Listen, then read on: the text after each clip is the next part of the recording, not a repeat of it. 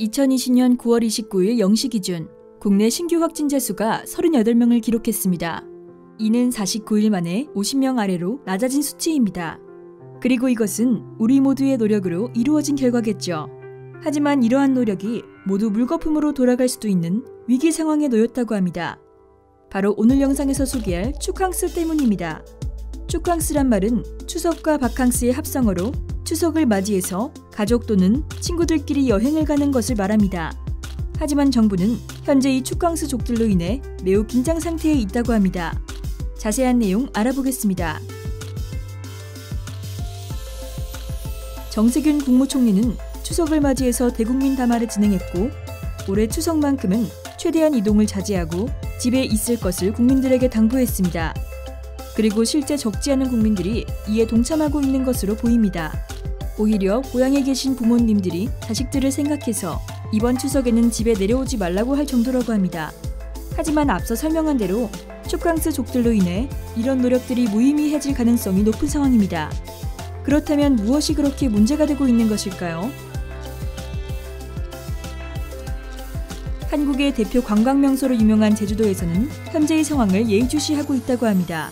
왜냐하면 제주관광협회에서 조사한 자료에 따르면 이번 추석 연휴 때 제주도에 방문하는 축캉스족들이 무려 30만 명에 육박할 것이라는 전망을 내놓았기 때문입니다. 하지만 제주도에서 이러한 현상에 대해 그렇게 반가워하지 않고 있고 오히려 분노하고 있는 상황이라고 합니다. 이유는 일부 불성실한 태도의 관광객들 때문입니다. 9월 28일 오후 3시경 제주도를 방문한 수백 명의 관광객들 중 체온이 37.5도가 넘는 사람만 10명이나 발생했다고 합니다.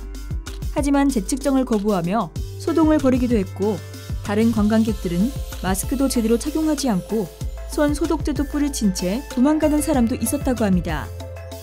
결국 추석이 시작되기 전에도 이런 상황인데 30만 명이 방문하는 추석 연휴 때는 감당할 수 없을 것이라는 게 제주도 측의 주장입니다. 이 소식에 대한 여론의 반응을 소개합니다.